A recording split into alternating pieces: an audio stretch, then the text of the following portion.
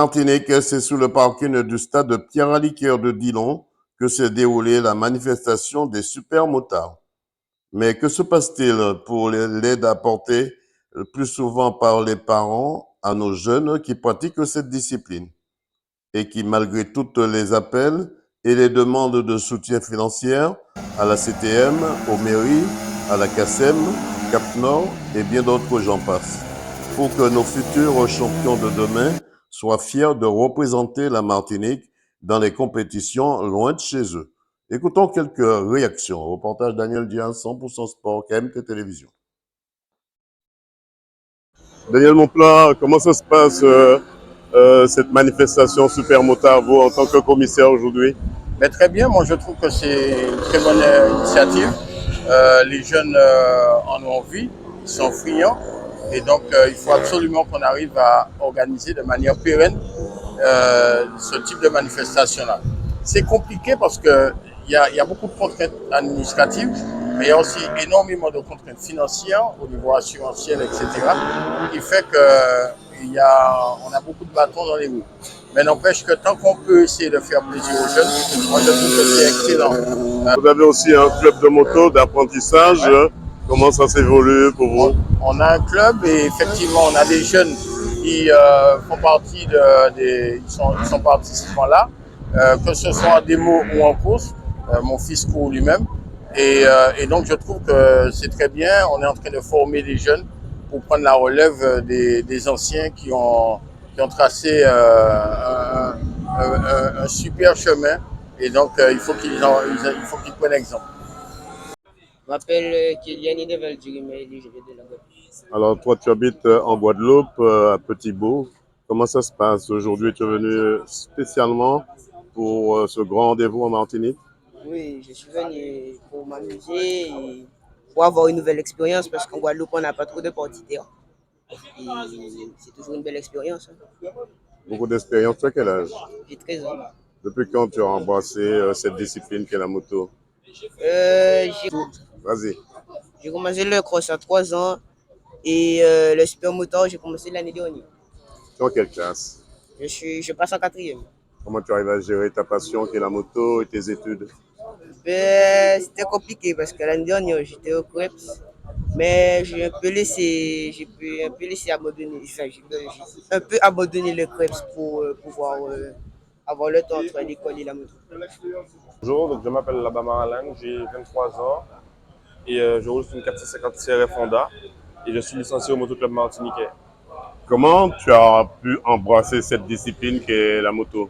Ben, depuis tout petit, j'avais goût à ça avec mon oncle qui en faisait déjà avant.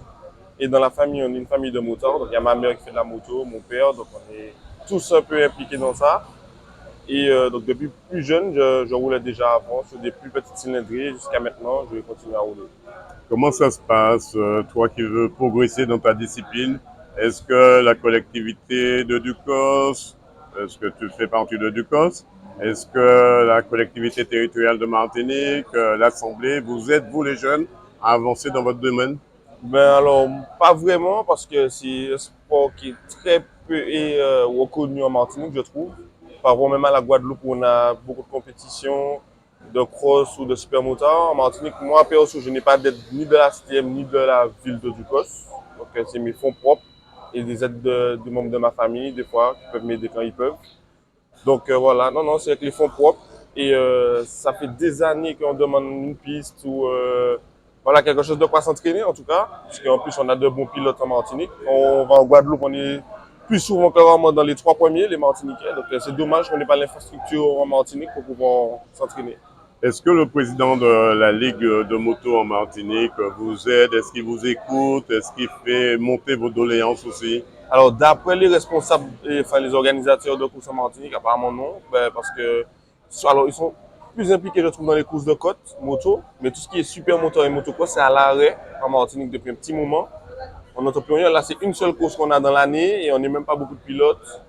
Donc voilà, c'est très compliqué d'avoir l'aide de la FFM Martinique, je trouve, pour le super moteur et le motocross en Martinique. Est-ce que c'est une mentalité ou est-ce c'est une volonté de ne pas vouloir? Je sais pas si c'est une mentalité, une volonté, c'est tout ça. En fait, au lieu de s'entraider, l'un tire sur l'autre, donc au final, il n'y a rien qui se fait. Donc voilà. Qu'est-ce qu'on peut te souhaiter pour la suite? Ben, encore de la progression et puis pas de bobo surtout parce que bon, j'ai décidé à passer par pas mal de blessures à moto, donc j'espère pouvoir continuer à rouler, progresser sans avoir de chute.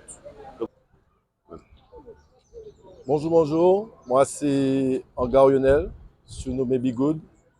Alors Lionel, comment c'est vrai, on va dire que le super motard revient progressivement après quelques mois ou quelques années. Ouais. Deux mots là-dessus. Eh ben, sachant que pour organiser, il y a beaucoup de difficultés à rencontrer, sachant que le parking n'est pas disponible toute l'année. Alors, nous avons que, allez, 4 mois disponibles en début d'année et 4 mois aussi pendant les grandes vacances. C'est une façon de mettre en valeur les jeunes pilotes, motards ou autres. Alors, sachant qu'en Martinique, nous avons des pilotes de haut niveau qui ont déjà percé en France, en Italie et dans l'Hexagone aussi.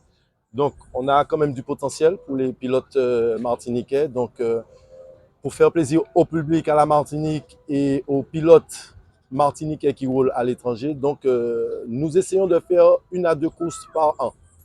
Comment ça va se passer cet après-midi? Alors, cet après-midi, c'est prévu 3 manches pour les Open, c'est les 250, 450. Et 3 manches aussi pour les jeunes qui sont en 65 cm3 et 85 cm3.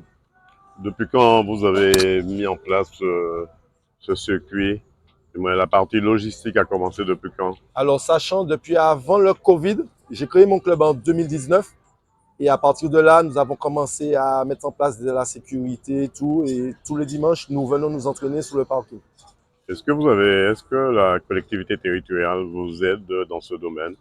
Alors, c'est très difficile entre les mairies et les collectivités parce que pour organiser, le plus souvent, c'est du bénévolat et on est plus à retirer de l'argent de notre poche pour organiser. Est-ce que, Président, vous avez déposé une demande de soutien pour ce que vous faites pour les jeunes? Alors, on a déposé en mairie et en collectivité pour avoir même une structure en motocross et c'est difficile, très difficile. Qu'est-ce qu'on peut vous souhaiter pour la suite?